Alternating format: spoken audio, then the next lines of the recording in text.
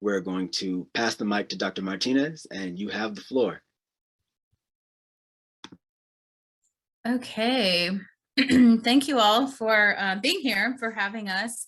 I also invited Ricky, who is a DMP student collaborator, to share in our spotlight on behalf of DMP and the multiple grants we've gotten internally, and stories yet to be told as well about microaggressions.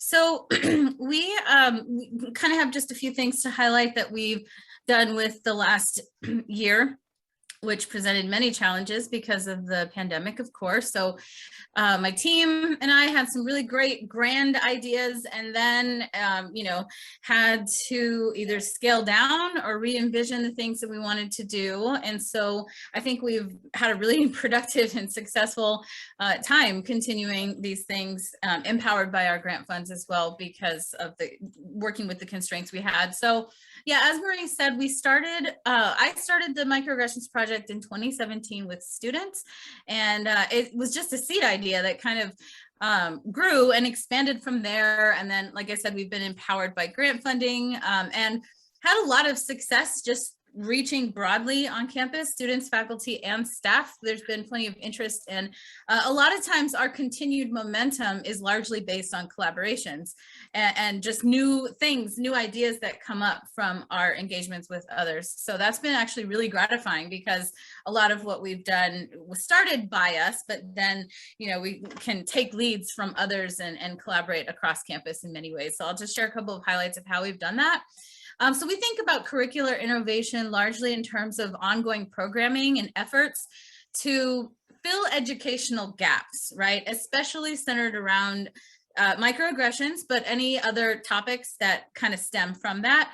And of course, we also focus on their many manifestations and then various contexts, because, thinking about ongoing education in this way is that it takes place in microaggressions take place in practically any realm, not limited to the classroom. And so this is definitely something that we think is pretty warranted, especially as Maurice notes, the demographic kind of makeup of our campus and the ongoing growing pains that we tend to experience amidst change and good intentions that sometimes fall short, right? So we just center this idea of ongoing education, and we always archive things that we do on campus and via social media and on our website. We have a tab where we archive things, because we also think that our activities can serve as ongoing education for people to, and I always use the little phrase lurk to learn, because you can just pop into our website and there's lots of things there. We'll put slides there, links to videos, things that we've done in the past, so that, people can also peruse at their own leisure as they get time to do so. So Ricky will share a couple highlights too. Hi, everybody. So just to speak about some of our ongoing and like maybe more successful projects over the past couple of years.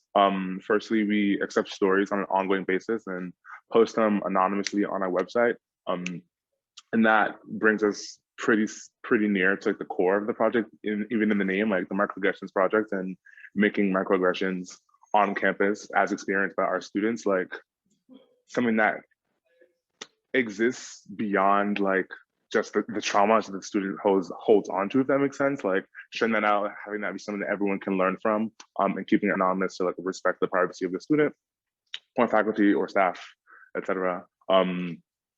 And those stories tend to be short. And so to accommodate for longer ones, we launched a blog section on our website that has more detailed stories and like more vulnerable accounts, equally vulnerable accounts, but just longer. And then we launched a podcast, which is one of the projects that has excited me the most since joining the team. And it's been great. It's helped us reach out to a couple of different experts that we might not be able to reach out to ordinarily because of like time zone or geography issues. So it's like widening our range in terms of who we can talk to and what kind of people we can bring in. And in those podcast episodes, we go in depth on topics that are usually brought up or skimmed over or touched upon in the stories that we get. And are also brought up and lived as far as our realities in society. And I feel like it's particularly useful here at Davidson, like as Dr. Martinez expressed earlier, like the growing pains that come with accepting change and like inviting change and changing. It like reveals like where a person in our community or where we've fallen short, maybe on accident or purposely, and how we can then learn from that. And so the podcast has been a great addition to our programming. Fourth thing I want to share is our anti-racism Let's Talk About It series on Instagram. So particularly during the spring of, I want to say it was 2021. Yeah. Oh yeah, last spring. Sorry, time is messed up to me now. We tried to make like purposeful use of like social media as a way to reach the students. And so having a series on Instagram, I think this was in collaboration with Common Ground. And so you're collaborating with other like work on campus in that sense. And then finally, our For Freedom's lawn sign event that took place around the time of the election last year. Yes. Sorry, time still messed up to me. The signs read Freedom 4 and Freedom 2, and they're available in English and Spanish, a couple of colors, and really like played with the physical space we have on a campus and putting our what we stand for, what we hope for, what we see in the world, and like putting that out for everyone to see and interact with. And so it was a great collaboration with, I believe, the art gallery out of the VAC. So just some of the things that we have been up to. And yeah. Yeah, and then that was in collaboration with art as well. And then it's resulted in more collaboration for this year, so that's exciting. We've also hosted workshops. We did one with First STEM, focusing specifically on science classrooms based on some of the stories that we got from the community. So we were able to use those as concrete case studies. It was largely targeted for faculty, and then we, leveraged Zoom and breakout rooms to be able to have discussions on that, and then empowering people with strategies, specific and many strategies that they could possibly implement when faced with a situation or when a microaggression happens in their class, either, among students or they perpetrate, are the perpetrator, that kind of thing. We've also helped to adapt programming for others to facilitate. For example, a residence hall, one of our members helped create an infographic for a residence hall who, the group that was doing some programming on microaggressions, and we participated in a Davidson 101 style video about microaggressions that Maurice helped us, some of our members do. And so, yeah, just to kind of preview ahead, there are a couple things that we anticipate going forward. Oftentimes we get overly ambitious and have a lot more that we want to do than we have capacity for. So that's good. I guess our work is always cut out for us, but we've got some new podcast interviews coming up. We have several in the pipeline to release. We also are going to explore some new concepts. There's a new concept called being referred to as micro rewards, and that's in connection to gaslighting. So that will be really interesting. There's an expert on that we're going to get in touch with to interview.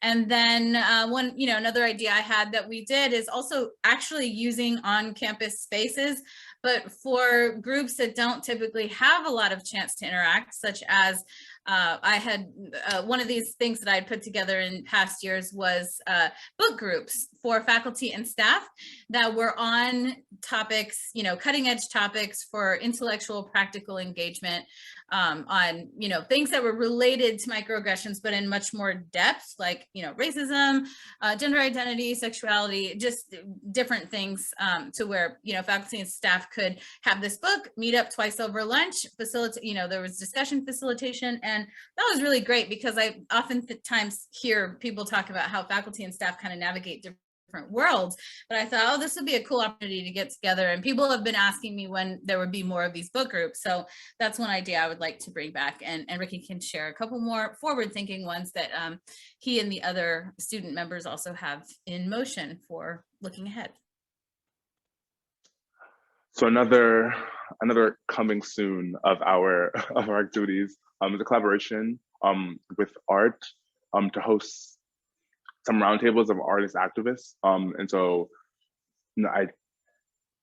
No, for sure. And I feel like a lot of us will agree with the fact that like activism and art often go hand in hand, and artists look to express their view of the world through their art. And I think those pieces end up being particularly impactful. I think we've had some on campus and still might if I can place them in my head spatially right now. And so just inviting spaces for artists to talk about them and continue to inspire students, continue to just drive the conversation forward and bring it back, bubble it back up to the top. An initiative that we started last spring that was part of that overly ambitious kick that we were in that did not get to completion or didn't get to show itself yet is a collaboration with the Monuments Initiative. And so those are a group of students who are tackling the allocation of space on campus, and within that, varying comfort levels from different demographics or different individuals to step into spaces based on who occupies them predominantly. And then also now tackling and thinking about allocation of academic space and like office space and like division of chamber and wall and prior, all just getting into space at Davidson and how that reveals more than just what is on the surface. So working with them to put some of the conversations and ideas into a podcast form, potentially into a YouTube form, get it into like a digital archive that is a bit more firm than just what it is now, essentially. And then lastly, planning takeover weeks. And so if we can all think back, or I guess I can remind you now of some of the takeover weeks that we've had with the Asian American Initiative. And I believe there was one more prior to that where for the entirety of that week, like DMP was throwing events, holding like public readings, and just, I don't know, like making it a week where no one on campus is unaware of what DMP is doing and is encountering some sort of microaggression, some sort of educational material in some form, and just a week of mental expansion is what I'm going to call it right now. So there's more of those coming soon.